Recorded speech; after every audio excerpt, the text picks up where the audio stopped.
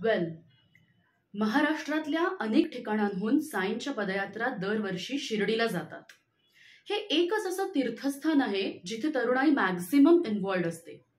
6-7 दिवसांचा त्यांचा हा प्रवास आजपर्यंत कुठल्याच न्यूजपेपरनी कव्हर केलेला नाहीये.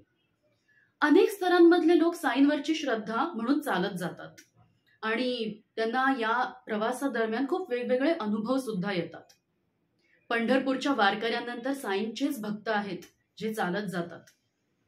मॅनेजमेंटने डिसिजन घेतलाय की आपण ही सगळी स्टोरी कव्हर करायची आहे आणि त्यांना एक कॉम्प्रिहेन्सिव्ह रिपोर्ट प्रेझेंट करायचा आहे की असं काय आहे या पदयात्रेत जे तरुणाईमध्ये इतका भक्तिभाव आणि श्रद्धा निर्माण करतं.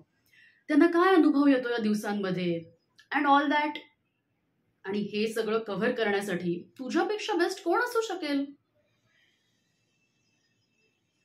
हे बघ प्रथमेश, मी तुला जिथे पाठवतीये ना तिथे मोठे मोठे पॉलिटिशियन्स, कॉर्पोरेट्स आणि इव्हन डॉन सुद्धा नतमस्तक होतात.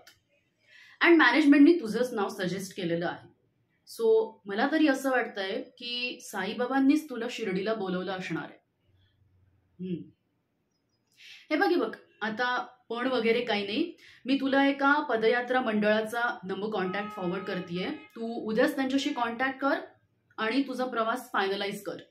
कंपनी तुला ट्रॅव्हलिंग आणि स्टे अलाउन्स देणारच आहे. सो आता जस्ट साईराम म्हण आणि पटकन निघ. ओके, गो.